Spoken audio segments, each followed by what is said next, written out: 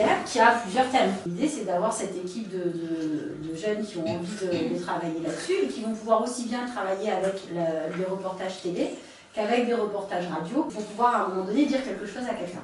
Ce qui nous intéresse, c'est de pouvoir apporter une information là en ce moment sur l'Europe, construire l'information et puis la diffuser. Et donc l'idée, c'est un peu d'aller demander aux gens ce qu'ils pensent de l'Europe pour pouvoir, à partir de ce qu'ils pensent ou à partir des questions qu'ils peuvent avoir, construire les réponses. Et on va faire ça sous forme d'entretien, de films, de montage, d'interviews, de rencontres, de recherches et de voir comment est-ce qu'on donne cette info que les gens puissent comprendre. Cette première requête, on va partir sur très général. Mais ce qu'on peut faire, c'est essayer de déterminer avec vous la question qu'on va poser. En général sur l'Europe, comment suivre l'Europe c'est la question qui va répondre à le truc en fait. Que voudriez-vous améliorer dans l'Europe? Si tu sais pas ce que c'est l'Europe, tu peux pas demander qu'est-ce que tu veux améliorer dans l'Europe. Oui, mais ça c'est une question secondaire. La question c'était que voudrez-vous savoir ou apprendre sur l'Europe?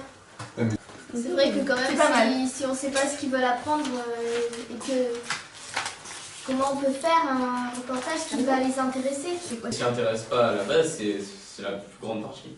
Donc c'est eux qu'il faut aller chercher. On ne peut pas s'intéresser à quelque chose qu'on ne connaît pas au début, donc il faut leur demander pourquoi ils n'ont pas voulu s'y intéresser. Après, comme on a dit, on peut commencer sur ce que pensez-vous de l'Europe, et ils vont dire je pense ça, ça, ça, donc ils vont émettre leur opinion, et à ce moment-là, on peut partir sur un truc, par exemple, sur la seconde, que voudrez-vous améliorer, ou sur le troisième. Il y en a qui m'ont demandé t'es pour ou contre. Mais on peut pas dire qu'on est contre. Je suis beau. Tu dis que toi tu connais pas l'Europe, je peux pas dire. Vous répondez pas aux questions. Souvent c'est nous qui allons écrire. Mais si nous pose la question, on dit quoi? On dit c'est bien. Non, tu le regardes et tu dis qu'est-ce que tu sais toi sur l'Europe? Et pour connaître la réponse, il faudra nous suivre sur Facebook, il faut que les gens après aillent, enfin Facebook ou les sites web ou la télé ou la radio, écouter RBB, aller regarder sur le site et vous aurez les réponses. Et nous après, on va chercher les réponses. C'est-à-dire que par rapport aux questions que les gens vont poser, on va bien leur répondre d'une manière ou d'une autre. Il ne faudrait pas le mettre dans un site exprès parce que, à mon avis, si c'est plus les adolescents qui vont faire connaître l'Europe, ils ne vont jamais s'amuser à chercher sur leur moteur de recherche Facebook qu'est-ce qu'est l'Europe, qu'est-ce que c'est l'Europe. En fait, on faudrait créer une page, mais le faire aussi partager sur les pages des gens. Voilà, par exemple, si vous créez une page, exactement. vous nous envoyez le lien et nous, par exemple, on partage. Et là, déjà, la page elle sera un peu plus...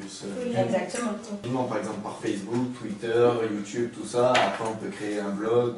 Après, il faut des trucs qui attirent l'attention. Parce que si c'est juste des mots comme ça qu'on va écrire ou quoi, ils vont pas se fouiller en fait à le lire. Ce que je veux dire, c'est que faut mettre par exemple une image ou quoi de façon à... Non. C'est oui, est-ce que ça soit attrayant de base? Est-ce que ça vous tente l'aventure? Vous voulez essayer? Oui. Vous rentrez dans l'équipe de reporters? Ouais. Alors, qui c'est qui est partant? Vous levez la main, ceux qui sont partants. Bonjour, je suis Emma Logier. Que savez-vous sur l'Europe? Et qu'est-ce que vous voudriez savoir de plus sur l'Europe? Il n'y aura pas de questions suivantes. Merci beaucoup.